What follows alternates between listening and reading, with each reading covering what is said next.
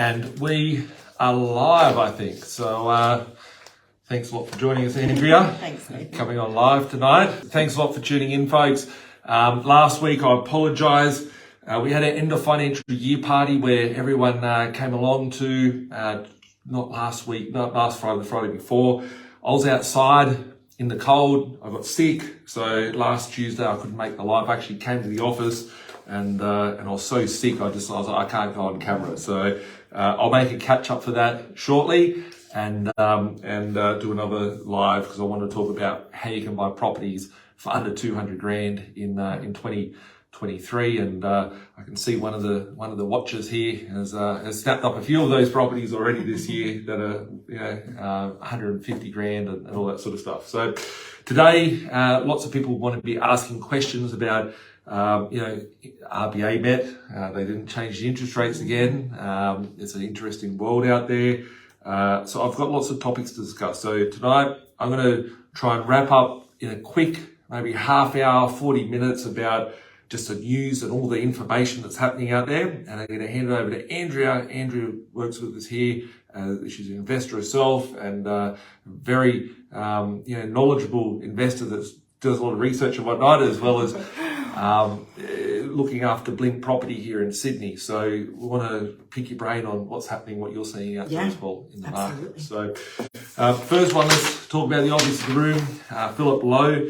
People are asking me, Nathan, what do you think about the new, I don't even know what a name is, some other chick that's taken over from this guy. It doesn't matter, right? It's just the puppet, right? You've got the puppet master and they put a new avatar on the sleeve and the hand goes up the wazoo and they talk from the same hand. That is what we're dealing with here. So it's not going to make any difference. It's just the system that we're working with. So today's meeting, it says the board decided to leave the cash rate unchanged at 4.1% and the third and the interest rate paid on exchange settlement basis unchanged at 4%. And that's interesting because if you take off the 400 basis points or the 4%, we were really at 0% interest rates, but they just had to put a percent there, a 10 basis point there anyway. Interest rates have been recently increased by 4 percentage points since May last year. The higher the interest rates are working to establish a more sustainable balance between supply and demand in the economy and will continue to do so in light of this, the uncertainty surrounding the economic outlook. No shit. They jack up the interest rates by 4,000%. 4,000% is what they've increased it by in a period of 18 months or 12 months or whatever. And we've got articles galore here of everyone going bankrupt and whatnot. They've decimated the economies out there. And it's all by design. And it's exciting because that's where the opportunity lays out there. So if people weren't scared, if everyone was so confident, they wouldn't be wanting to sell their properties. We wouldn't be able to get properties for the price that we do, and all those sorts of things. Your rents wouldn't be going up, and all that. So it says here, inflation in Australia is declining, but it's still too high at 6%. Like seriously, tell me what you can buy that's only gone up by 6% in the last year. Like nothing's gone up by 6% or less. It's gone up massively higher than that. I don't care what's in here, it's all bullshit. I said to you beforehand, in 2024, we'll see our first rate hike and we'll see rate cuts before we get to 2024. That's what they were saying on the radio today. Really? Rate cuts in the second half of 2024 is what they were saying. That's when they went to increase them. That's when they're supposed to increase. You can't trust them. This one here is pretty funny, right? Because it just goes to show how much of a recession we're really in. I posted this in the Birch feed the other day, and it says here, decrease in sales for cleaning products.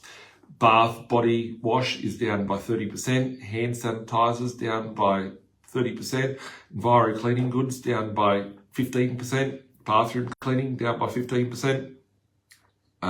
All of the things, they're just little things that you're seeing out there, whether that's people that were scared and are buying wet wipes and shit like that because they're scared and washing everything down with Glen 20 beforehand, who knows, but it's just very, very interesting. The most concerning thing that I have seen come out recently in the last 2 weeks is the banks. So if you have a bank that you use and you use it on your mobile phone, you would most likely need to have some sort of app.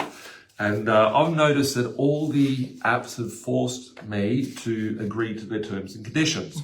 And when you go through the terms and conditions, they show a very interesting story. So it says here, welcome to your new home screen. This is for a CBA app. I've had people sending me these things all the way through. I don't know if here, I don't have them printed out. I was checking the notes beforehand, but someone sent me their ESG score, right? And if this isn't by design, I don't know what the fuck is, right? The ESG. And some of you guys that just watch and go, oh, I've been watching those cool deals that Birchie buys. Why does he talk about these things? It's very important to know the game that we're playing on, right? And they're changing money. The reason why our properties go up in value is because they've devalued the currency so far. And they're going to take it straight off a cliff. We're going into a digital world. So you go onto your CommBank app, you go onto your Westpac app. I went onto one of my apps this morning and it wouldn't lock me out. So I had to go and sign up and agree to the terms and conditions, which I just push the buttons. I don't look at it because I don't even care. I don't even buy into the system of that. But you go through and look at the terms and conditions. This one here is for a CBA. And it says here that if you don't agree to it, which I'll show you the other one, which is what I was pushing, which when you don't agree to it, this is what your screen comes up to. It says, where is it? I think I got it here. I may not have it here. It says if you do not, here we go, terms and conditions. You must read and accept the terms and conditions to continue, and it says quit or okay, right? If anyone is talking about third line forcing, that is it, as clear as format. They are third line forcing you to agree to the terms and conditions. And then, so you go into it, and what are their terms and conditions? Well, this is what someone sent me with their CommBank app. And if you've upgraded your app, or if you can actually use your CommBank app, it means that you have upgraded it recently. And it says here, live more sustainable. So you click on that and it comes up here and it says, understand your carbon emissions, right? Understand your carbon emissions. Each time we travel, spend or eat, or we contribute to emissions of carbon dioxide into our atmosphere. You can now get an overview of your monthly carbon footprint in the app and explore ways to reduce it. So what does the bank have anything to do with me working out whether I eat meat or eat certain things that I'm spending my money on? But if you can't go to the bank, right, we'll go to that later, right? If you can't go to the bank and get the cash out, you are trapped inside of this closed loop network. And if they want to turn you off, they can turn you off very easily. So yeah, here's someone, they probably won't have any problem in sharing it. It's got none of their personal information on there, but it just says here that they went over their, you can see on the top there where it went over their thing. And it says here that they should only spend, national average is 1,200. And this person has travelled overseas last month, so it went way over by about like 2,000 or something like that. So what will happen in the future when that happens, right? And as a part of the ESG, social credit system, central bank digital currency, which they started in 2017. I remember doing an end of financial year party in 2017. Everyone was like, people asked me, someone actually asked me, what do you think of Bill Gates? And I said, if you think poisoning and sterilising children in Africa is a good thing, well, then he's a great guy, but if not, he's a criminal. And that was literally what I said, right? And people walked out and they're like, I'm never talking to Birchie again, right? But it sounded weird, right? And here we are now in 2023, 6 years later, and we've got open banking. In that end of financial year party, I talked about open banking. I heard about all the digital. A lot of people may remember there was a bit of a stink and a protest because people didn't want to sign up to their digital Medicare health thing. You had to opt out of it. What a lot of people didn't realise is that they have to opt out of that every year because it just keeps going to reinsert you into that system. Yeah. So if you do something wrong, you step out of line, you're being tracked, traced, chipped, and these sort of videos that I'm sharing with you will eventually not be allowed to be published out there. I'm sure of it. I just go from a high level and don't go into in depth. And if you do want to go in depth, I'm always open for discussion. And I will be doing more wilder videos over on the B Decentralized Facebook page in the future. So I might keep the B.Invested one clean and just keep, just property stuff there. But all the wild stuff will be on the B Decentralized page. So go check that out.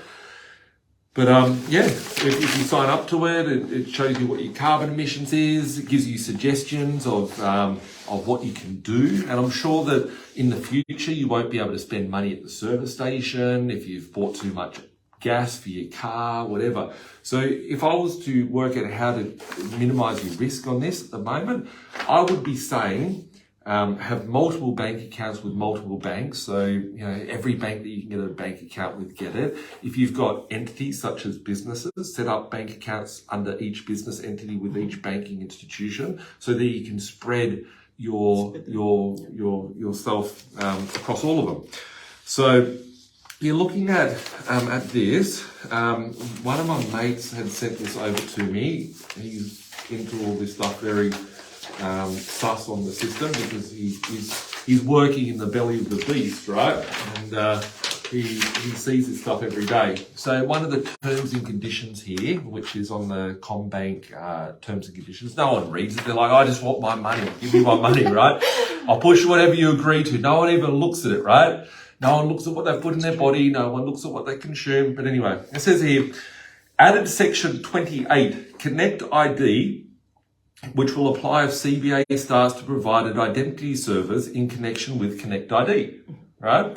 So let's put these dots together. There's got all this other crap in there, which is all the legal stuff, parental lock, whatever. But added section 28 Connect ID, which will apply if CBA starts to provide an identity service in connection with your Connect ID. What is the bank setting up a fucking identity service for, right? Everyone goes, Elon Musk, our Lord Savior, right? This guy here has known for some of the ruthless things and the hands he shakes, right? I can picture us in a world 2030 where you're driving your Tesla around, right? And you've said the wrong things. Your car doesn't start. Mm-hmm. You've stood out of line. It takes you to your jail cell, right? It takes you to the cop shop. You've eaten too much meat. It won't let you go outside of your 15-minute cities. These 15-minute cities we've talked about, they are a control mechanism, right? And it's to stop the free range of people moving around. Everyone's going, Elon Musk, he's made that X thing, right? And go look at the satanic cult around the X.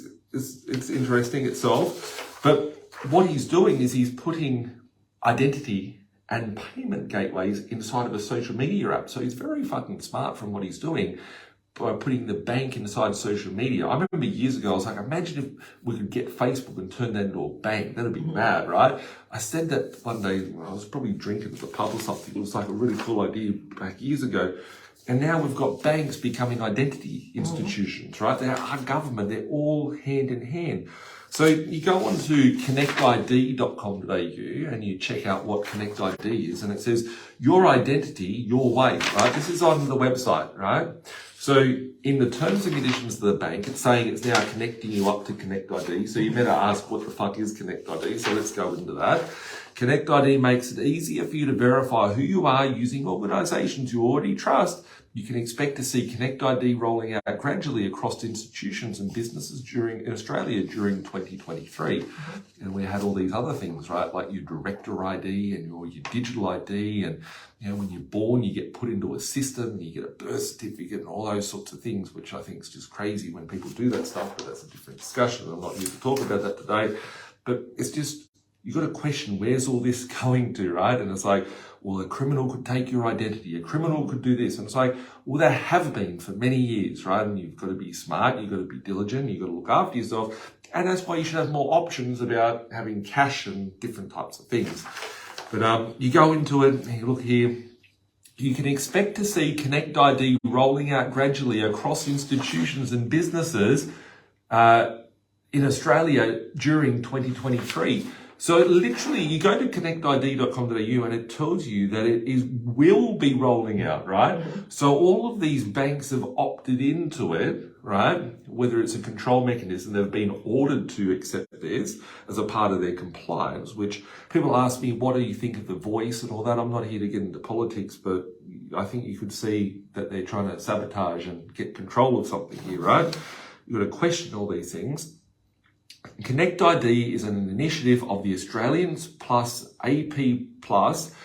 AP Plus brings together FPOS, BPay and NPP Australia as one organisation to shape the future of payment experiences, right? you got to think, what's NPP? That's your OSCO, right? And everyone says, we've got to watch out for digital currency and the central bank digital currency. And it made me realize when I started seeing this, that the central bank digital currency has been here under our nose, and I have not heard one other person across all the crazy channels of social media that I listen to and see and research and whatever have actually mentioned this. But OSCO, right? You can send money and it instantly arrives there, right? That is not a settlement bank, right? It takes like 3 days for that to happen. That's why you have the repo market, which is repurchasing agreements, which where the interbank funds are. But an entity which was installed years ago. So has this been installed to us 5 years ago, and they're just starting to turn the features of this on because it's another control mechanism? Makes sense. Crazy. So you just go on the website, like Connect ID, it's inside of all your banks as you're pushing the button. Yep, give me my money, not asking any questions, but you have to opt into all these things, right? It says it's safe and sound, simply done, right? It's just here for your own protection, right? You've heard all these things before, for your health and safety, right?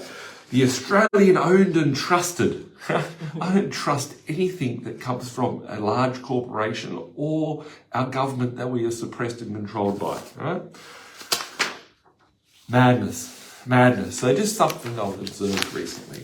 We had another bank go bust yesterday. It was a Spanish bank. I shared the link in Birch feed from George Gammon talking about that. We have not seen the start of this recession yet, but unfortunately, like other recessions, people could exit the markets, they could go to the bank, there was bank runs and stuff like that. You can't get a bank run anymore because there's no money in the bank, which takes me to this first article of today. And it says, big change. Development shows Australians may have reached peak cash. Well, of course they did, because they've printed the shit out of it, right? There is no way that we can make any more. Let's read what this article has to say. The amount of cash in Australia has declined for the first time since dollars and cents were introduced in 1966, with the number and value of notes across the economy falling in the past financial year. Well, imagine that. You go to the bank and ask them for your money, and they make it so hard for you to get. You just go, oh, fuck it, I'll send it to, via Roscoe, right? So you're using these outlets, right? You go to Woolworths or Coles and you go and buy your stuff. Well, you've got no staff there to say, can I pay you cash to? They force you to a machine, and then 8 out of the 9 machines have card only on them, right? You go to the bank and ask for $5,000 of your own money out, and they talk to you like you're a criminal, a gangster, a pimp, whatever, right? And it's like, hang on a second, right? Like, the worst one I heard was I went to the bank, and I've shared with people, I've talked about it. Some people still haven't got it. Some people haven't read between the cracks of what I've been doing, but I've had a little hobby of late, and that's collecting lots of coinage, right? Just for the fun of it, right? Just coins, right? It's just, there's a funny story behind that. And people want to go and stack notes and go put those notes under their bed, right? Those notes can be stolen, they can be damaged, and they actually are worthless. But when you have a 5, a 10, or a 20-cent piece, the metal value is worth more than that. So if their day ever came, you could go and just throw it in the incinerator, which is illegal to do. But if someone was to do that, the value would be far greater. And you can't even go to the bank and get that. You go to the bank and ask for $100 worth of coins. They'd sit there and go, well, we don't have it. Like, they literally came in. And the story that they gave me was like, Nathan, they didn't say my name. They just said, I'm sorry to tell you, sir, but due to the health risks that are out there at the moment, I'm thinking, fucking shut the fuck up, right? The health risk, they won't give you money because he could get sick because he touched a coin. And it's like, there's been so many different things, right? This is crazy. But anyway, in a development, economists say will hurt criminals operating in the black market, or anyone. The criminal is the person that is a terrorist, right? The terrorist is the person that doesn't comply, doesn't conform. And we'll get to that shortly because of these other articles. These are mainstream articles, and we just got to share the truth that's out there.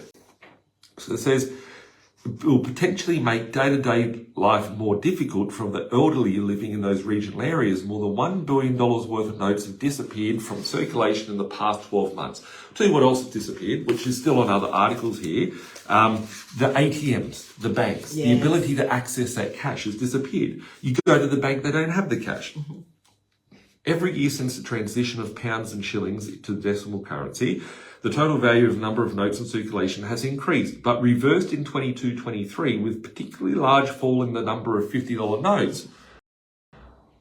People want their money, but no one's giving it. Go figure. Reserve Bank data shows, the trusted source of our government, the trusted, what does it say? It's the safe, the trusted, right? Simple done, right? But the Reserve Bank of Australia's own regular survey of customers' payment trends show for 3 in 4 Australians are now considered to be low cash users because they use cash for less than 20% of all their in-person transaction. In 2019, about half of those transactions were considered low cash transactions. So when you look at it, what changed, right? Like, I know I've got another article here, right? I've got another article here. I'm going to try and find this article because I'll show you two of these things, right? So we've got that. Here it is. This one here, right? So we've got that article. I'm going to read 2 articles at once now, right? This is getting really heavy duty spec here. ANZ boss reveals why almost 300 branches have shut down, right? The ANZ has closed 287 branches in Australia past the last 6 years, the CEO revealed today. Let's see how many banks they did have beforehand. As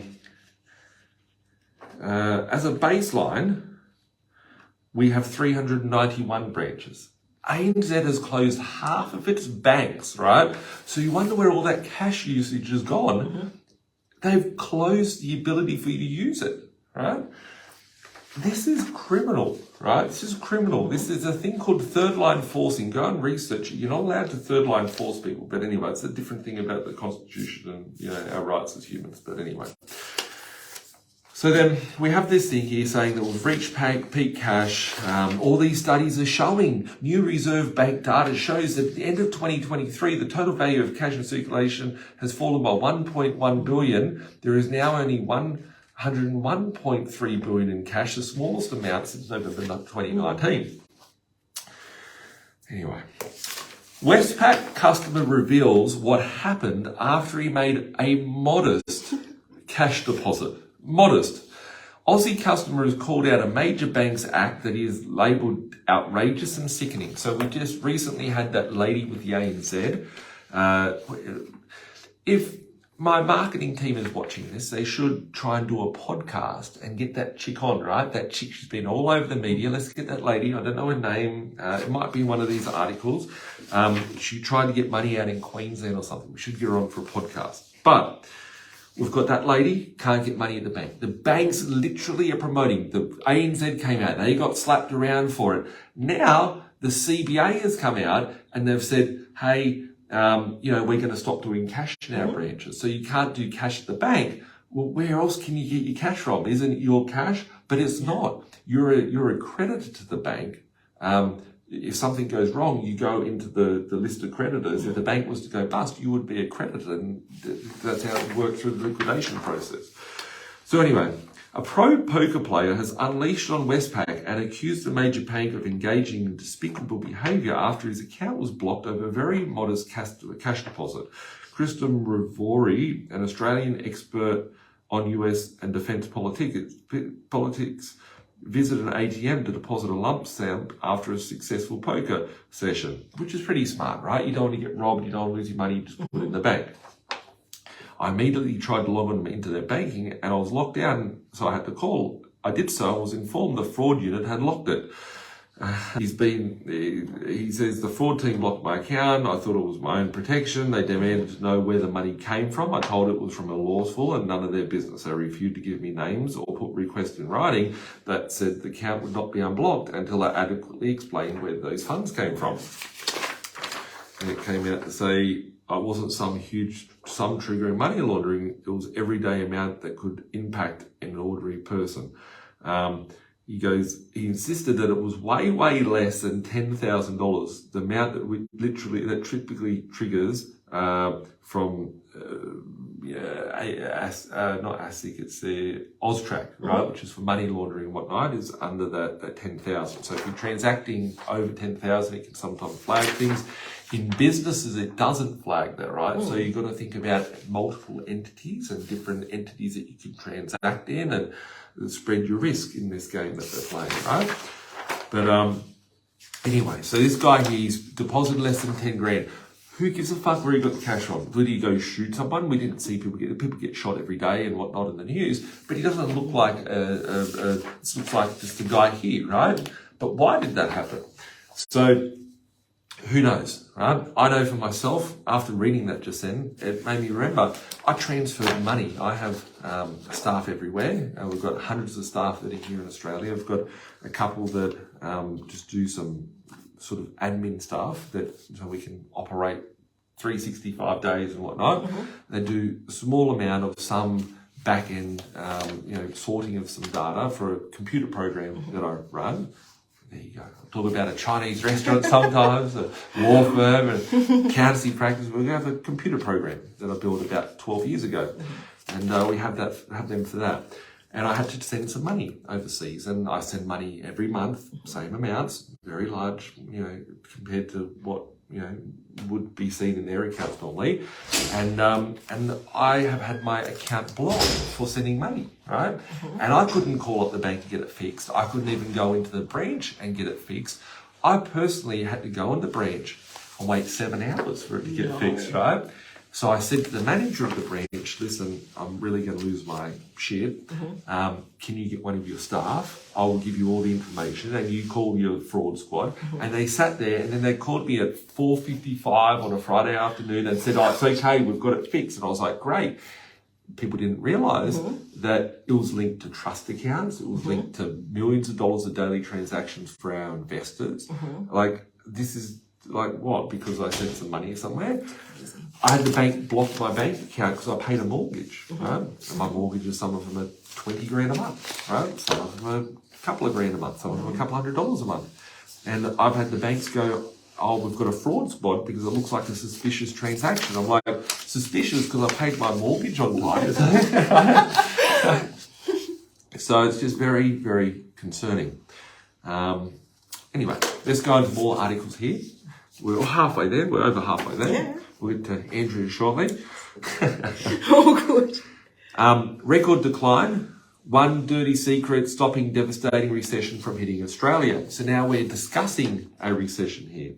Earlier this month, Treasurer Jim Chalmers announced Australia's first national wellbeing framework would soon be released that will comprise of around 50 indicators showing how Australia's are tracking over time. So now they've got their own thing. You've got CPI. They've built a new framework for CPI on top of that, right? It's a well-being framework. Oh, it sounds great. See how well-being we're doing, right? You're now on, synthetic burger mints that's been printed from a 3D printer with its own heart pumping into it. It's disgusting. Treasurer's wellbeing framework will arrive at a time when Australians are expecting a record decline in their living standards.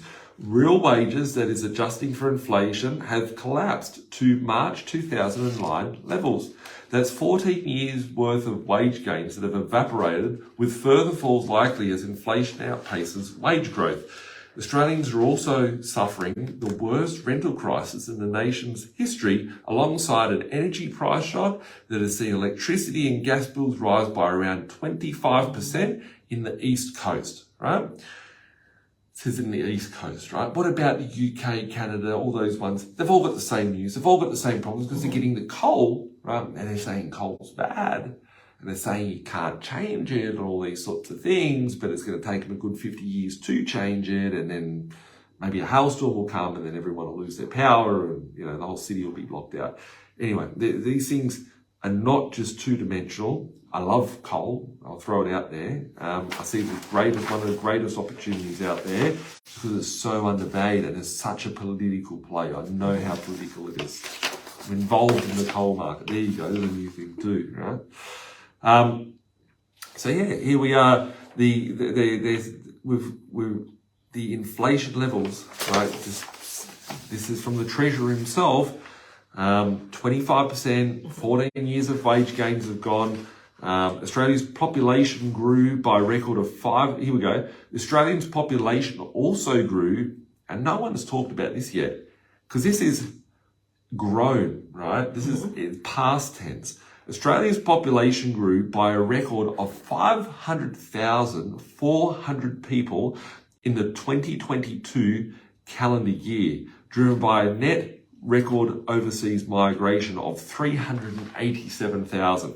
So maybe 113,000 people were born here, and 387,000 migrants came to the country, right? That is massive. We need more taxpayers to pay the debt of the nation. It's not paying the debt, it's actually servicing the debt.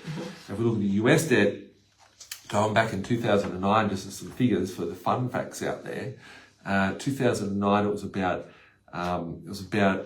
$700 billion a year in GDP, and now the debt is 31 trillion with a 6% interest rate. That works out to be about $1.6 trillion a year, right? So from a decade ago, the interest bill in the US is double, almost triple what its whole growth was for the year. Crazy. Crazy. Anyway, I can keep going on about that. I'm excited, right? People are like, oh, I'm here for some inspiration, Birchie. Interest rates are on hold. When are they coming down? I'll give you some thoughts on that too. But this is all this stuff that I'm reading now. This is from the news, right? A year ago, right? Sam just wrote here, it's 32.6 trillion now. A month ago, it was 31.6 trillion, right? It's gone up $1 trillion in a month, right? All this stuff that I'm reading out to you is stuff I talked to everyone about 2 years ago, about a year ago, right? Here's the funny ones, right? The Victorian government, Andrea's from Victoria, right? So, Victorian government is facing questions after shock Commonwealth Games cancellation. They're broke. They're broke. The government can't afford. It's like, we're here laughing because they're a bunch of losers, right? They're a bunch of losers. Bad. Imagine, it's so crazy, right? I don't even want to read it out. I don't have to read it out. They can't afford it. They cancelled the fucking Olympics 2026. Commonwealth Games, what is it, 2026? I think it was 2026. Olympic Games can't come. Sorry, everyone. Can't afford it. Right? Good luck, Melbourne. Anyway. This one here is for all of you guys that have a that have a super fund, right? Who here would have a super fund, right? Everyone has a super fund. Some people have their own super fund. Some people have the industry super fund. And I've spoken to lots of financial planners over the years, and I'm baffled by how fucking dumb, like, most of them are, right? There's some very good ones. I've shared with everyone the good ones beforehand, but I have come across so many. I remember I was at the pub one day, this was like 6 years ago, right? I said that we're going to go into deflation. Literally everything that's happened today. And this guy came out, and I used to smoke, and he asked me for a lighter. I gave him a lighter, and he's like, what do you do, fellas? I'm like, don't talk to me. I just can't stand when drunk people talk to you, right? I was just having a casually little chat, some food, whatever. He's like, oh, yeah, I'm a financial planner. And then my mate asked me some questions, right? So this guy told me that he put all the money, he said, we're not in a third world country. Literally, like, I could do a whole podcast in this one conversation. He said, inflation will never come. You put your money into Telstra shares and bonds, and that's the safest investment. I said, what's $1 worth in 5 years' time? And he goes, $1's worth $1. And I was like, what will it buy you? And he goes, no, our currency will still buy us what $1 will buy us, right? I'm like, you don't even know the concept of inflation. You've been advised everybody's super funds. I've seen how they spend their money in these super funds. I've seen that you've got either dumbasses that are out there, complete dumbasses, or you've got some really smart, ruthless people which control those dumbasses. And I actually am quite inspired by it, to be honest. So, I find it interesting. I find it intriguing, but I would never let anyone, I'd never trust anyone with my wealth, because I know how easy it's not their money, right? Absolutely. They just make up a new Ponzi scheme and stack it on top of the other, right? So if you have a super fund with $250,000 or $1 million or 100 grand, whatever, 50 grand, right? The question you should be asking yourself specifically right now is, who has their grubby mitts on my fucking money, right? Where is my money invested into? How much do I have? How much did I have last year? How much contribution? So if you got 200 grand, or you say you got 100 grand and you had 100 grand last year, but didn't your boss put in 10% last year? If they did, well, then you should have 10% more plus, whatever growth it's had. Yeah. People don't look at that. People don't see that. And what has your financial planner invested your money into? Oh, I don't know. It's into stocks, in a managed fund, whatever. Okay, well, what stocks? What managed fund? Oh, it's in a property trust. I'll put it into property. Okay, well, let's read this article, right? REIT, it's a real estate investment trust, right? You would think you would trust, right? What would be, let's say we had a commercial trust. Who would be the most trustworthy commercial trust in the world, right? Maybe someone could share with me, what would be the biggest one in Australia, right? You go to your local shopping centre, you've got a Westfields, you've got a QIC, Queensland Investment Corporation, you've got all these different ones.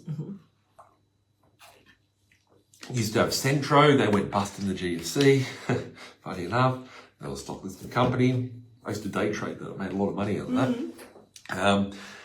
Well, here's Westfield in the US, and they are to stop paying a $558 million loan on namesake downtown. Westfield Center in downtown San Francisco. Westfield will walk away from its namesake retail property, the Westfield San Francisco Center, ceasing payments on a $558 million loan on the mall and inflicting yet another wound to the struggling downtown San Francisco. Westfield cited that the recently announced Nordstrom closure, declining foot traffic, decrease in sales volume, and concerns about the safety and cleanliness of the streets in proximity to downtown, which broke story on Monday. The implosion of the downtown San Francisco, hollowed out by hybrid office workers facing an exodus of retailers with a death of foot traffic, continues steady decline. This is what people's super funds have invested into, is shit, right? And then let's think about it. If you've got a shopping centre with no one with foot traffic in it, go to your local shopping centre, how many have boxes on the front of them saying new shop coming soon, whatever? What business are these businesses doing? How much money are they making? The banks are going bust, right? So if everyone is going bust, how's your money going in these zombie companies? Oh, that's right. Birch, said a year ago, zombie companies, right? Those fuckers are going to pop soon, very, very soon. So that's interesting. And I'm on to my last article now before we go over to Andrea and ask Andrea lots of questions. But here's the last article, and I'll give you my prediction and thoughts on what will happen with the rates moving forward. It says here, this article says, not taken lightly, Commonwealth Bank to axe 250 positions, right? Hundreds of staff were left in the lurch after the bank announced it would make job cuts to combat company expenditure. Anyway, 250 jobs got at the Combank. Interesting. I'm going to throw something out there on that. We'll do that secondly. 250 jobs doesn't seem like much, but they're not employing more people either, right? So every time someone retires, leaves, gets sick, has a heart attack, whatever, they just, oh, there's a less job, someone's left, okay, cool. And they're moving staff from branch to branch, regional division, whatever the case may be. So we're seeing every business out there in trouble. I was driving down, Google this, it's called One Woolworths Way, right? One Woolworths Way. Go and look on Real Commercial at the moment, One Woolworths Way.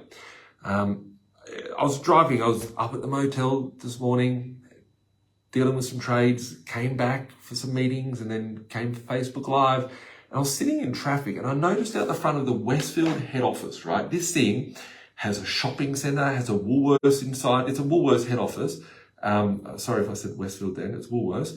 And it's massive, right? They have their own buses and their own bus network to drop all their staff off at work and pick them up and all that. And it says there, the ads on Real Commercial for lease, right? And it's a sublease, right? So Woolworths rents their building. It's a massive building. I mean, like it's like a whole city inside itself. It has its own shopping centre. There's like 5,000 staff there or something. It's massive, right?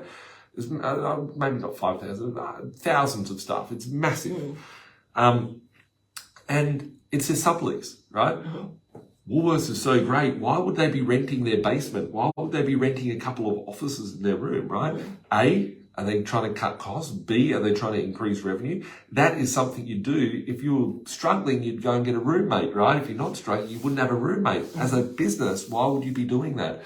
And I just find it very interesting out there. Everybody is hurting, right? And I said this day would come, right? Which takes me to interest rates and takes me to a comment I'm going to leave a comment before I talk about interest rate predictions. We've been doing excessive results, right? Excessive. I'm going to gloat, right? We've had our biggest months in what we do as a business. We've had biggest months of people coming to us wanting to get financially well. We've had our biggest months of rental increases. We've had our biggest months of onboarding new managements when it comes to Blink Property. We've had our biggest month of deals that we've bought. People think you can't buy deals for 150, 200. It is getting much harder out there. We've had our biggest months of all of our business of what we're doing, and we're in the middle of a recession because we've got a recession-proof strategy that works through any market. So we've got all these people that are losing their jobs out there, right? We have a massive issue of trying to find good staff. And I love this market, right? I'm finding really fantastic talent, which is getting stuck out there in the market, which is doing it tough, right? So if you are in a business that you think you could fit into our business, we're always looking for staff, we're always growing.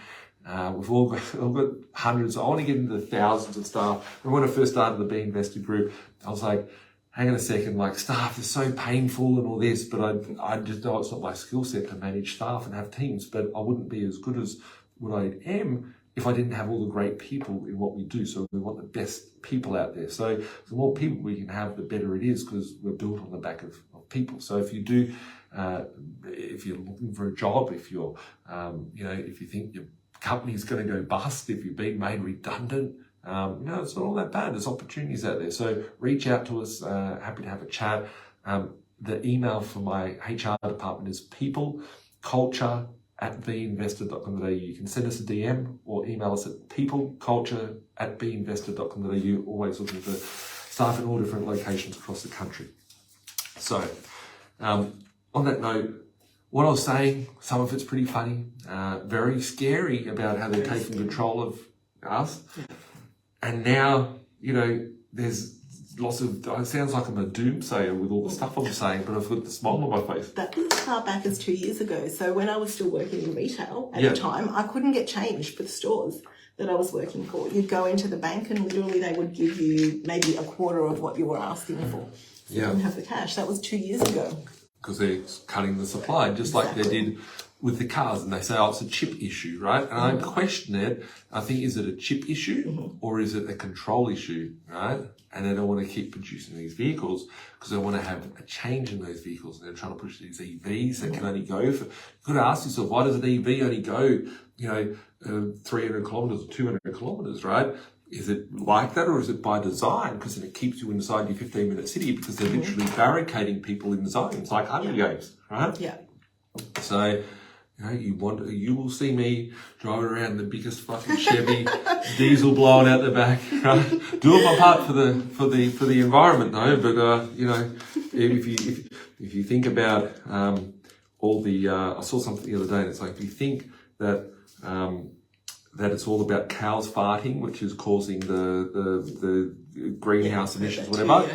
What about in, I think it's in one of the Middle Eastern countries where Kuwait, and they've got fields, like literally like beaches of tires on fire. Yes. Right?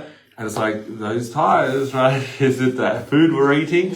Is it the chemicals that they're producing for that food, which are patented technology? That would be a much more scary thing. Yeah. But I don't want to turn into a, off topic too far here, but it's just, we need to be questioning these things, right? So I see massive opportunity there. As for interest rates, I said by the end of financial year, which was a month ago, I would have expected interest rates to fall. I'm not always right. I like to think I am, but I'm not. But the more I said from day one that they cannot increase interest rates more than 50 basis points, so 2 increases, they can't. People are like, well, they did, Nathan, and you were wrong. It's like, no, I wasn't wrong. I said that they can't. If they do, we're going to end up in the biggest recession, depression that we're going to come across, right? And we're seeing that now. The more that they push them up, the better it is. The team in my customer service team today, which were all investors as well, I came in this evening and they're like, Nathan, we all had bets on, we were hoping, we didn't think that they're going to increase interest rates, but we were hoping that they're going to increase interest rates because it'll just push our rents up higher, it'll make things tougher, right, all that. And it's like, that's the opportunity. Most people are sitting there going, oh, I'm scared of interest rates, whatever. And yes, right, my interest rates have gone up. I've probably gone up by more than $1 million a year in losses because of interest rates, right? But my rents have gone up significantly. My assets have gone up significantly. My cash flows have gone up straight through the roof. So it's just a part of a cycle. You think you're going to buy a property and have a 2% interest rate for 30 years of your loan, you're kidding yourself, right? If you didn't factor it in when you bought it, well, then it's a different discussion. Yeah.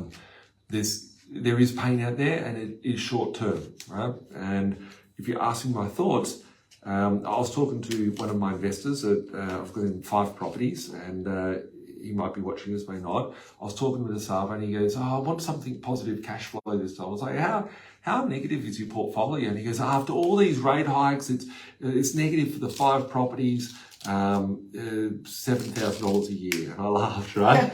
I laughed. And I said, I'll get you more than $7,000 a day, right? And he goes, yeah, it's $150 a week. He goes, there's nothing. He goes, there's nothing wrong with that. He goes, but that's what it's got. And then we laughed, and I was like, look, let's go through your rents. And I said, this one we can put up $50, this one $40. I'm like, there's like $250, $300 just for that, right? So he goes, what I'm really excited by is now we can push it up like in a couple of months when they expire. But what about when the rates come down? I'm like, well, we know what happens then because the rates come down, but the rents stay up high. And that's the opportunity because a lot of our investors will be going, significantly positive cash flow. But my commentary is that guy has pulled out equity. He's got some, out of that 7,000 negative a year, which will turn to maybe $5,000 positive after all of these rate hikes. He's got like 2 properties in Sydney, 2 in Brisbane. Like they're good properties, right? And you'd think, you can't get positive cash flow. And I've been after council rates, repairs, maintenance, everything, right? Yeah. So looking at it, that's the opportunity out there. So on what will happen, imagine if you were a homeowner, and a lot of you people might be a homeowner. I'm a homeowner. I've got a small mortgage, a big mortgage, but it's a small mortgage compared to what the value of the property is worth. If an average family had $1 million mortgage, it would have been 3%. That would have been $30,000 a year. $1 million mortgage at 7% is now $70,000 a year. That's $40,000 increase. You haven't got a tenant to push that rent up. You don't have the ability to push up sort of rent. So there's a lot more people out there hurting. If you're an investor feeling it tough, there's a lot more people out there that are hurting that aren't an investor, that aren't an employee, that aren't a business person. There's lots of people hurting. So the pressures that are going to be put onto changing the course of monetary policy, they're there, they're ready to go. Like, when will they pull the trigger? I'll sound the alarm when it's like day that, when I think that we're within 60 to 90 days of that. I think we're right on the eve. I will do a special broadcast about that day. But just enjoy the ride. Enjoy the ride at the moment. That's my thought on it, right? So on that note, we've got Andrea here from Blink Property. Thank you for coming on, Andrea. Thanks, Nathan. I guess just for some of the viewers, they might not know who you are or may not have talked to you. A lot of the time, Andrea's in the comment section and you're chatting and watching. I am on the other end normally watching. There's a couple of random questions we've got here for you. Well, a couple of random questions, a couple of questions that you didn't think I was going to ask you, and then some 10 topics for discussion today. But the first 3 questions about you, just so everyone can know. If you could wake up tomorrow with a new skill or a talent, what would it be and why? Maybe be a better cook. So, okay, having said that, I'm not bad, right? Okay. But my mum used to own a restaurant. Okay. And so I would love to, be able to do what she used to. Like, she was an incredible baker. Cooking's easy, but baking. Okay. Yeah, so that maybe that, I would say. Christmas in July yesterday, all the staff brought in food, and I didn't get a chance to get to your cakes, and I looked in the fridge, and they're not there. They're all gone. Oh, are they really? Yeah, I went in the fridge looking for them when I got in. Yeah, I made little reindeer cupcakes, but they actually look like little rats. But rat's tail, so that's right. Oh, goodness. So everyone must have liked your cooking, Andrea. What is one thing on your bucket list that you're determined to accomplish, and why is it important to you? I'm going to say my property portfolio. Important for retirement, really. Yeah. It's something I've always wanted to do. It's something that's still eluded me up until now, but we're going to get there. So yeah, I would say that's the most important. But you've kind of stuffed my retirement. Sorry? You've kind of stuffed up Why my is that? retirement. Well, I used to watch your videos, and you used to talk about telling your boss where to go. Oh, you know what? Then I came here, right? And now I like it. And I don't want to go anywhere. Well, you don't have to go. No, it's good. No, that's But what it I'm saying. gives you more like It just gives you options. options. Yeah, it's good. Cool. That's sweet. And then what is the most important lesson that you've learned in life so far, and how does it impact your life? Life is short. So make the most of it and leave nothing unsaid. Awesome. Cool. It is short. It is short. I feel like I'm getting older nowadays, Andrea. So I still feel all achy and old, but it's all right. I told the other day that I've got arthritis in my back. Are you serious? Yeah, I've got arthritis in my back. So it's, Is it the way you're sleeping? Mattress? No, Definitely not. I've got a 20 grand bed. No, it's not that. It's, I've got the contour thing where you can zip it up and all that. Stop it, I'm jealous. So it's just, life is short. It is. So I've got 2 questions for you just before we get into the topics of discussion today. We've got 10 cool things that are important if you're an investor, looking out. First one is that I've got just 2 extras. What are you seeing in the market at the moment, Andrea? Like, you turn on the news. I have people message me that don't know. Like, I've got mates that I just hang out with at school or whatever. Chat to occasionally. They don't know what I'm doing. They don't get involved with it, whatever. And they're like, "Oh, Nathan, I hope you're okay. I've seen on the news this or that or the next thing, right? People think that the sky's falling in, the property prices are crashing, whatever." I know that we're seeing that prices are going up from a purchasing price. Like, there's a boom happening out there under like 500 grand, like going up massively. What are you finding happening in the rental market here in Sydney? Yeah, well, certain suburbs are exploding. We're seeing certain suburbs go up massively. Incredible. And every time that we come to the end of a lease or we have a rent review that we're able to do, they're also going up significantly. So we're seeing some really good increases. Okay. You said to me the other day you had an open home. We had an open home with 60 people in attendance. It's crazy. I won't go into the suburbs or whatever, but we had 60 people in attendance. We had people surrounding the agent offering more money. So I'm not talking small amounts. We're talking, up to $150 extra a week to secure a property. Like, people are literally. There was a comment from one of my staff, right? And this is like, it's something that's like really, it's not you're going to talk about how to get an application approved if you're a tenant or whatever. Getting $100 note and putting it in the real estate agent's pocket and trying to force him to give him money to go get my application approved isn't a way, right? It's illegal, right? You're going to go to the bottom of the list, right? And you're dodgy, right? So it's not a good thing. But we've had tenants try and bribe and throw money and go, "Oh, you get me a property or this," and it's like, go away, like instantly decline, because that's just not how you do business. But it's funny because like it's not something you would normally see out there. So yeah, people are really concerned.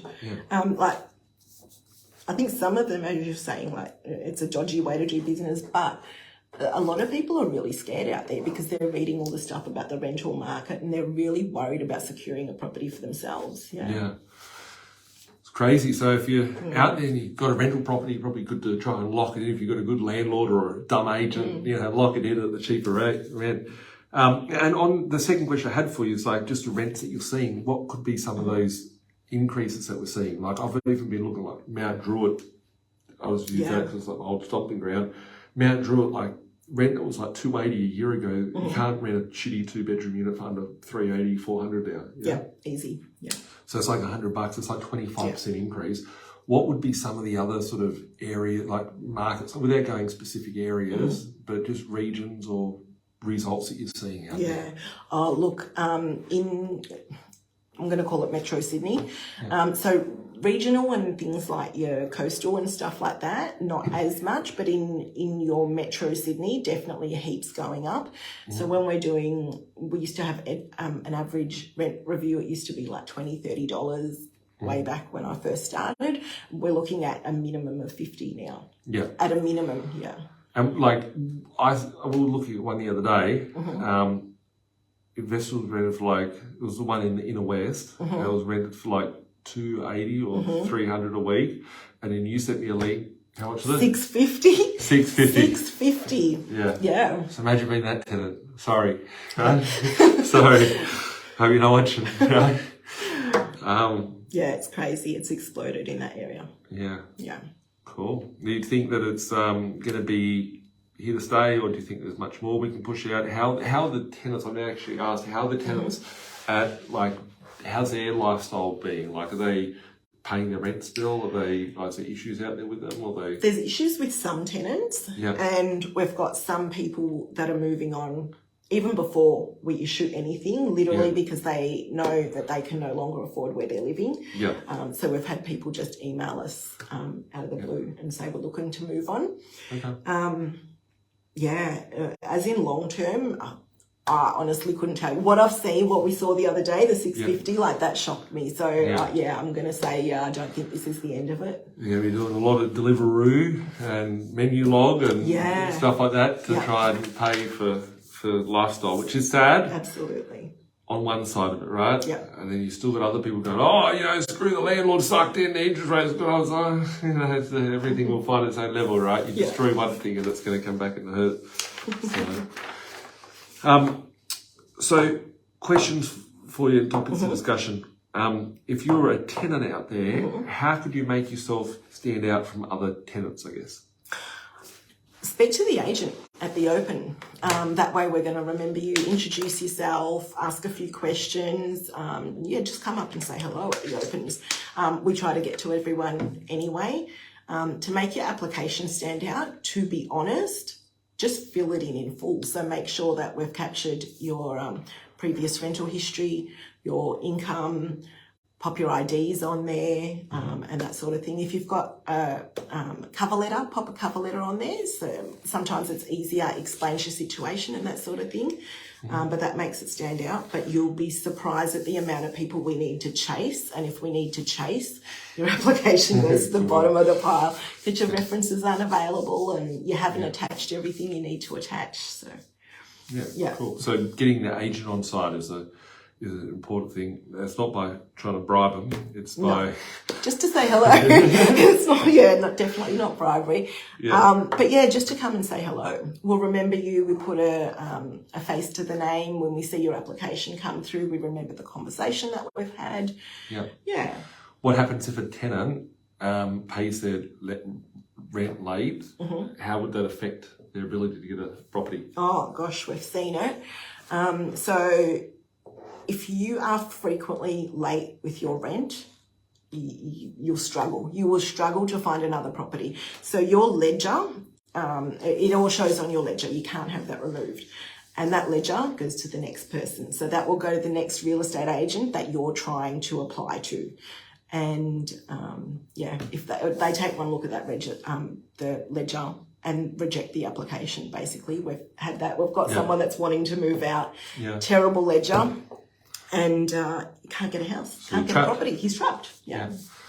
it'll sound like someone when they've got a bad ESG score because they ate too much meat at CBA in the future.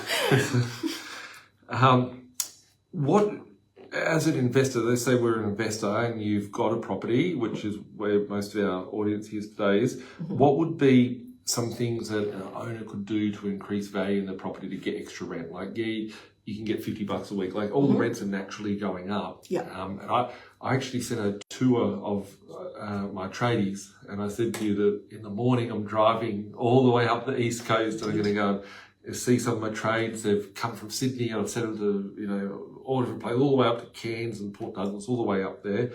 And I'm doing renos on a lot of my properties because I'm like, I had one in the Gold Coast, I was getting $450 for, I pushed it to $650, the tenant moved out, I'm doing a reno on it, I might spend like 15 grand per side of the duplex, and they're going to rent for like $900, $950 a week now, right? So I see value in that. What things could owners do to really push themselves up? Absolutely. So the basics are good. So when I say, I'm going to say clean and tidy, but when I say that from an owner's perspective, I'm going to say things like carpets that are threadbare, things that are heavily stained, replace them at the end of the tenancy so they come in fresh for a new tenant. Adding little comforts like your AC. Everybody asks for AC now.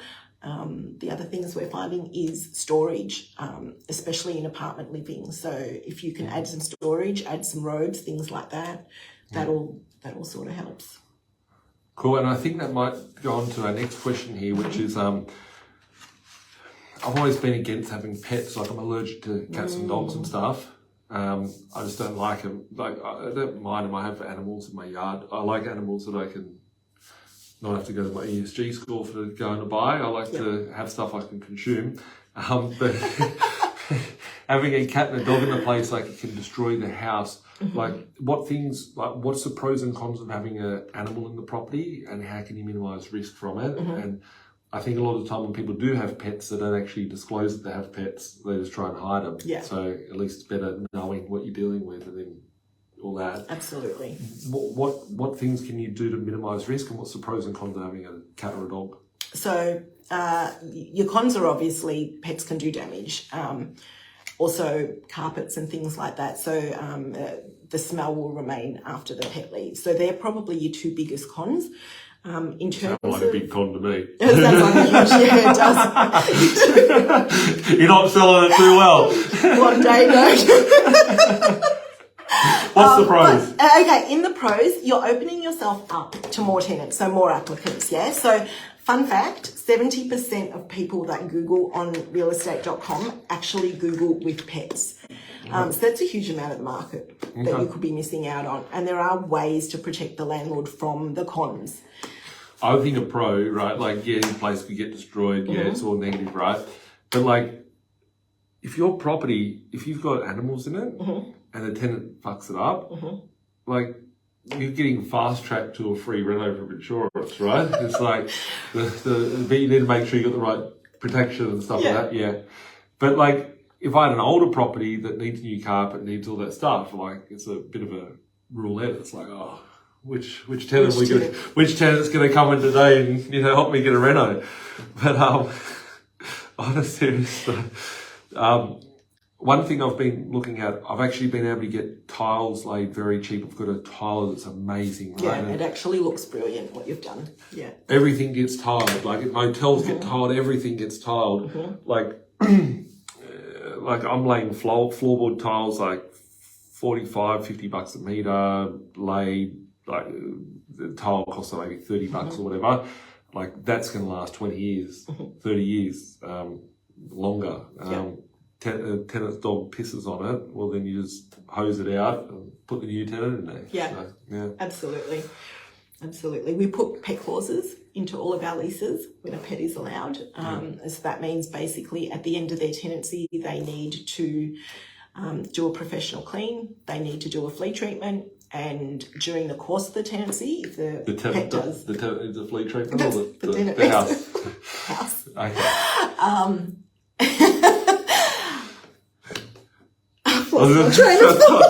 So if you put a pet clause in there. So the pet clause, yeah, exactly. And regular routines, of course. So we're catching stuff early. If the pet does damage, tenant needs to deal with it ASAP. So not waiting till the end of the tenancy, but literally dealing with it as soon as it happens. Yeah, cool. The tenancy clause, I'm going to put a disclaimer on this. So Andrea is here in New South Wales. We've got Western Australia, we've got Queensland. There are different laws in each state. When you go to Queensland, a lot of people are concerned about, hey, should the lease be fixed or not, a periodic or fixed lease. In Queensland, if it's on a periodic, you're not insured and there's lots of legal ramifications there. But when you are in New South Wales, what's the difference between a fixed and a periodic lease?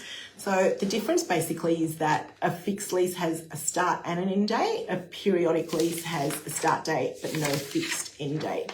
So there's little nuances between the two. So basically one is the amount of times that you can push up rents. Yep. So in a periodic, it's every 12 months. In a fixed term lease, it's at the end of every fixed term. So if you have a 6-month lease, then we can look at doing a lease renewal with a rent review at the end of that 6 months. If it's 12 months, it's a 12-month rent renewal or lease renewal with a rent review. Yeah. Yeah. And so with New South Wales, so if you tenancy, I've had some of my properties which, you've got a tenant that don't have much of a history, you put them in on a 3-month lease. After 60 days, after 30 days, you literally give them a 60-day notice to increase their rent as well. So there is more flexibility, but they'll probably close that loophole. You can't put your rent up if you're not on a fixed lease, but you can make a fixed lease 3 months. 3 months, yeah.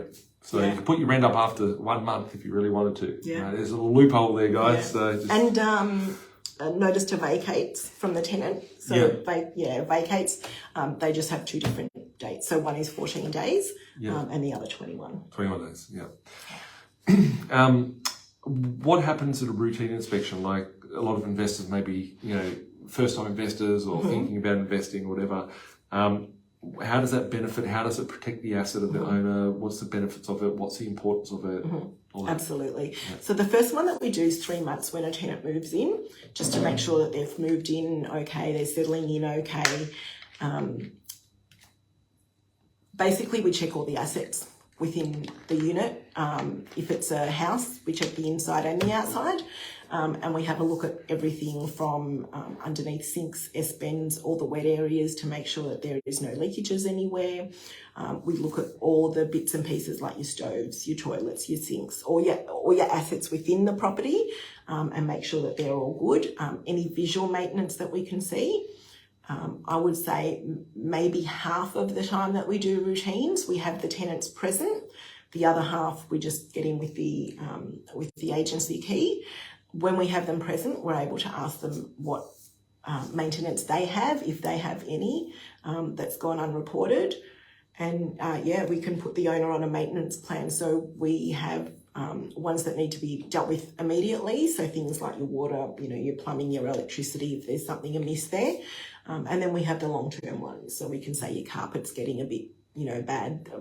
When your tenant moves out, that's something you might like to look at. So maybe start, putting some money away now to have a look at your carpets or ACs. People request ACs. So, yeah. What I really loved about your answer there, Andrea, is that you talked about it, you go around the property, check out people's assets, right? Ask your property manager what they think the asset is, right? And there's a big difference between, like I say here at Blink, we're managing people's assets, we're asset managers. Most real estate agents are just a real estate agent, the property manager, all that. They look at the property and go, oh yeah, the tenant's okay. No, the tenant's not okay. We need to fix this. The tenant complained, we need to put this in. Do you want to put a new aircon in? Do you want to do this? Like they're looking at the property and just managing it as just some sort of property. Where you're breaking it down and identifying the assets throughout the property. The kitchen's an asset, the oven's an asset, the smoke alarm's an asset. They're all a specific asset, and how can you best keep those assets? How can you protect those assets? What's the life of those assets? Very important. So. Absolutely. Well, we're trying to squeeze the most out of the investors' property. So making sure that it's upkept, that it's not going to cost them more money down the track. So if something's already a maintenance issue that's gone unreported, it may become a bigger issue down the track. And we want to avoid all that sort of stuff. So, yeah. So other people, like, I'd say if you're an owner of a property and you don't have it via a property manager, you're doing yourself a massive disservice. I was talking to one of my investors a couple of months ago, and I hadn't spoken to him for a couple of years. And I said, who's got your properties, who manages them, what are they rented for, stuff, gave him a portfolio review. And he said, oh, I just thought I'd save myself some money, fuck paying $20 a week or whatever, right? Literally his words. And he goes, that's a waste of money, right? And then I said, what's your rent? And his property's in Carrara, right? So it's in a complex, it's a townhouse complex in Carrara, in Gold Coast. And he goes, oh, I've got a good tenant, great tenant, been there for all these years, never stops paying me rent, best tenant you could ever find, $300 a week rent, fucking great, eh? And I was like, mate, your place should be rented for $700 a week. He's losing $400 a week because he thought he was going to save $20-30 a week. Wow. So he thought he had a great tenant, which obviously if you're giving your house away to someone, then they're going to appreciate it. So they won't complain about that. But what's the benefits of having a property manager versus not having a property manager? What other things are there? Well, when you think of everything that goes into what we do, so we conduct the inspection. First of all, we start and we put a good tenant in. So we do all the background screening to make sure that the person goes in is a good tenant to begin with. Then we do the inspections, so your routine inspections. We do the advertising whilst we're leasing. We do NCAPs. We do, there's heaps of stuff, honestly, but how would you do that all yourself? But people think it is. Price so of a cup of coffee a day. You collect the rent. You just collect the rent. That's all you do. So much more than that, yeah. And it's a part of what we do, but wow, it's a very small fraction. Yeah. Absolutely. And if you're using a property manager, the other thing is all of our software and stuff like that. And so if you're getting your bills paid, we can pay your bills, like your rates, your water, all that sort of stuff. At the end of financial year, you get a itemized statement. Yeah. You pay a bookkeeper to go do it, and you go, you know. Exactly. So all the money you've saved on your property manager is going to go to your bookkeeper. Exactly. And then you've got no one to diligently manage it, no one to manage your cash flow, your revenue streams there. It's just so flippant to think like that you're doing a better job on it, right? And that's what I think a lot of investors, I've seen a lot of investors have 2 or 3 properties like, oh, it's all too hard and all this. It's like, because you're doing stupid things. You're asking, the first thing is their rent. They're trying to save $20 or $30 a week, and their property is under rented by $200 or $400 it is. $400 a week. I was like, this is the dumbest thing I've ever seen. Save yourself $20, you just wasted $380. It's crazy. It's crazy. Right? I said, fix it on straight away, right? But the tenancy is important, and having a third party, like having a third party represent you is the most important thing I would say as an owner of a property. I've seen the amount of shit that we've had to go through. Blink Property has been around for 11 years this year, and I've seen all the good, the bad, the ugly, the worst tenants, the best tenants, the baddest things that you'd see, the properties that we acquire for our investors, tens of thousands of properties that we've bought, the damages, the problems, like how they come to us, the state of the properties when they come to us, when we're onboarding them. People don't just buy properties below market value. They don't sell them below market value. They actually rent them below market value. When we onboard a new management to Blink, roughly how much do you have to push the rent up? Like they all have to go up when you take over absolutely. one. How much roughly? When we look at something, it's as I said before, it's a minimum of $50. We're looking at a lot of properties and they're so under rented. Yeah. Absolutely. Depending on your area, of course, whereabouts you are. But yeah, I'm seeing some parts in the country where they're going up $200 a week instantly, right? Like Perth CBD, instantly gone up, $200. And I'm talking like 1 bedroom unit gone from 300 to 500, that sort of thing. It's insane. As a tenant, can the tenant make changes to a property? If the tenant calls you up and says, hey, I'd like to paint a wall, I'd like to do this, what's their right? Can they do it? They can with permission from the owner. So having said that, they need to put their request in writing, and it does need to be approved by the owner. And if you were to do that, it sounds great, right? I've seen how people pay a tradesman-like manner. Yeah, no, it's got to be with a tradie. It's got to be a professional job. Not a home job. A lot of people think, oh, yeah, it's great. Next thing you paint on the carpet, it's like Everywhere. Roll streaks, everything. Yeah. Cool. What are the upfront charges to get into a rental property? So a lot of people ask that actually when they're at opens. So because we've got a lot of first-time tenants and things like that. So it's 2 weeks advance rent, which is also known as the holding deposit, and so the bond is 4 weeks worth of rent as well. So you're basically looking at about 6 weeks worth of rent. Then you've got things like your moving costs, so factor those in. Holding costs if you've got 2 properties at once, so you might be vacating a property to move into another, but they may overlap by a week. So yeah, cool. And as a tenant, like the tenant comes out to an open home, and this is happening a lot, and they want to offer more than the asking price, what happens then? Like, how does it work? Can they offer more to secure a property here in New South Wales? Yeah, absolutely. So you can offer more, but we can't participate in negotiating anything like that. When people come up to us and say that they want to offer more, we always advise them to pop it on your application, but we don't get into negotiations. There's really strict rules and regulations against that. It's illegal for us to do, but you can pop it on your application and we can forward that on to the owner. Awesome. It's always good when you get more rent, and that's what we like to do, is get the highest rental returns that we can for our investors. I guess just, some questions, Andrea, like about what you do as a role, right? Like you're the happiest property manager I've come across, right? Like there's lots of stuff, right? Like the way that tenants behave, the way, and it's not all tenants, it's owners as well. It's like, why am I spending money? It's not like, hey Andrea, how you going? I hope you haven't got, oh yeah, sure, spend some money. It's like, what? We'll spend fucking $2,000 for a hot water system. I'm not paying that, right? Yeah, you get it from all sides sometimes. Even the applicants. Even the applicants get aggro, yeah. How do you handle that? How do you keep happy? How do you I think we're really lucky. Like, we've got a great team in the office. Having said that too, we've got Donna has just come on board with us. So if you call Blink, you might be getting, Donna at the other end. So shout out to our new team member. Yeah. But I think we've just got a great team. Like, we bounce off each other. If we've got issues, we'll workshop them as a team, that sort of thing, which is great. And I don't take anything personally. Everyone's under pressure at the moment. And so literally every side, including applicants, you can feel the pressure literally when you're talking to people. And I guess like if someone's moving out of their house because their rent's gone up, they've sold the property, they're going to be stressed, they're going to be upset, they're going to be anger. Sometimes you're dealing with people that may not be have the highest EQ, they might be upset or angry or whatever. It's how you conflict resolution and all that. So. Absolutely, yeah. It's important to let people voice what I think is upsetting them, because that's a lot of, once they've voiced it, they're sort of a little bit calmer. It's like they've gotten it out. So yeah. Well, I've just seen here Lisa said Max has been very helpful. So Max is great.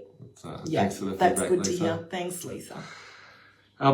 Why do you love what you do? Because I guess it's like, I love looking after people. Yeah. I do. I don't know why. It's I've always been like that. So here I get to do it on all 3 sides. I guess that's the flip coin. So I get to do it for the business. I get to look after our tenants and our landlords. Yeah, absolutely. So you've always said it, we're very pro landlord, which we are. But even when we look at the tenant side of stuff, like, we're very privy to, when we need it in an application, to look at people's bank statements. And I often say, like, a lot of our tenants now become our landlords later. Well, half of our investors that we buy properties for are tenants themselves. Correct. Right? So where someone's tenant is becoming our investor, and half you guys that are watching are probably tenants as well. Yeah. So it's I think if you can educate a tenant, like, people go, what makes us different than what other real estate offices and what do, like, we're nurturing tenants to become owners as well. So you can't have an owner of a property. You can't buy a property if you can't pay your rent on time and don't have a history for rent. You ain't getting no mortgage, right? So they're things that come into play. Absolutely. So, Cool. If there's one piece of advice that you could give to the audience about growing their portfolio, what would it be? Oh, there's two. I can't stick to one. There's Okay, two. So one is to treat your investing like a business. I've always loved how you've said that. Know your numbers, know your properties. But the other piece of advice is surround yourself with a good team. Like make sure you've got from the get-go, your finance people, your strategists. Right down to your property management team. Very important. I think something that doesn't get talked enough out there as well, and this is something when I'm speaking to everybody, I'm constantly reviewing my investors and I'm working with portfolios and going, rent here needs to go up, rent here needs to go up, rent there needs to go up. I actually want to talk to Lisa. I want you to send me if you can send me an email later, Lisa, just with your portfolio, because I want to go through them, because I'm going to be intrigued to see what we can do to push your rents up, because it'll be fun to do that. But looking at it, the conversations that you need to have with your property manager, I don't think owners realise the market that we're in and realise the opportunity that's in front of them and the opportunity to maximise their position. I've never seen it like this. The last time I saw it like this was 2008, 2009, going through the GFC. Very similar market as where we are now, and you need to have a good relationship and good communication with your property manager, because month by month those rents are changing. Like each month they're changing, and how that lease is structured, and how when you put the rent up, do we put it up today? Do we wait another month? Do we wait 2 months? Do we see something happening and forming in that market? The strategy behind it. So. Well, when I used to do the comparison reports on CoreLogic and stuff like that, my filters were like 6 months. My filters now are like 2 months, a month. Because it's changing so rapidly. I personally, in New South Wales, I am putting rents. What are my leases on? Like 6 month tops. Some of them three, some of them at 3, some of them at 6 months. You want to be having those conversations. You could literally be having a conversation with Andrea and Chris and Max and Donna and the team here in New South Wales. We're going, okay, we'll put a 6 month lease in, and then in 4 months we review it again. We go, no, for the next 6 months, we give them the 60 days, put up another $50, another $80. Like that's. That communication between you and your property manager needs to be more than, hey, it's just you should be reaching out to the team. The team should be communicating with you, which is what happens. And that's how we get the best results, I guess. So, Cool. And how can the team connect and reach out to you guys? Email, so nsw@blinkproperty.com.au, or give us a call at the office, 1300 629 610. I know the 1300 365 925. I'm confusing people saying that. It's like, but if you can say that number again, so I don't confuse everyone. So. 1300 629 610. Beautiful. Thank you, Andrea. And thank you. I can see that Donna's here and Chris is here and lots of people here. Thank you.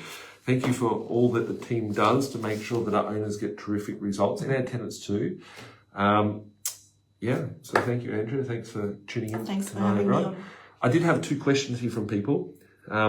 Someone said, who came up with the saying life is short? Like, who made that up? Which was like, I think it's a load, like, it's a subliminal message, right? It is, And it's like death and taxes, you can't escape it, right? I'm not going to go biblical on anyone here, but if someone is Christian or whatnot, they may know, they may not, like how old some of the people in the book would be, right? And it came to my knowledge recently, and I Googled this. How old this is a random fun fact, right? People may not believe in it, people may be religious, may not. I'm not putting anything around. In the book, how old is Adam and Eve and Noah? They were 900 years old. 900 years old, right? So when you think about it, it's like, did our lives used to live a lot longer? Right? Did humanity change at some point? It's just the interesting concept there, right? So just in itself, just think of it with an open mind. So that was very interesting to me that I came across recently. And Kane asked a funny question, and he said, does Blink accept digital ID? So leave us with that little note here of laughter. But we accept all the right ID. We want to know how we can get the best tenancies for the properties. We want to make sure we're we have good relationships with those tenants. So a lot of people, you can't just be, oh, it's all for the owner and, all the tenant, right? So many agents are just for the tenant. So many, we're working here for the owner because that's who employs us, but we understand that there's key stakeholders throughout the whole ecosystem. We need to make sure that we're employing the right tenants to go into your property. When I say employing the right tenants, right, we need to screen them like they're there and they're the soldier to pay your mortgage each month and all that. We need to make sure that you're getting paid, that your assets are being protected. So a lot of key stakeholders there to make sure that we're managing. And I think a lot of probably the dirtiest part of all of our ecosystem is dealing in the day-to-day management of the asset, which is important to make sure you have the right people to manage your assets and get the best results. 100%. So thank you, Andrea, for what you do for all our owners, and thank you to the rest of our team. We've got staff on the ground in the most randomest places throughout Australia. We've got in the East Coast, the West Coast, from the top of the country all the way down. We're in everyone's neighbourhood. So if you do have a property, do reach out to the team, see if we can maximise your cash flow. If you've got one property and you get an extra $100 a week, there's an extra $5,000 a year. It helps with cost of living. Yeah, it does. 10 properties, yes, your mortgages have gone up, but you're ideally, if you've bought the right assets, these are the markets which will get you to retirement. And literally, these are the markets to get to the retirement in these times. So a lot of people are fearful. A lot of people go, oh, I'm going to sell my assets or whatever. This is a time to, capitalise and make sure you're managing them well to get you to retirement. So what's that number again, Andrew? 1300 629 610. Awesome. Thanks a lot for tuning in today, guys and girls. We'll catch up soon. Have a good evening. Keep being awesome. Bye for now.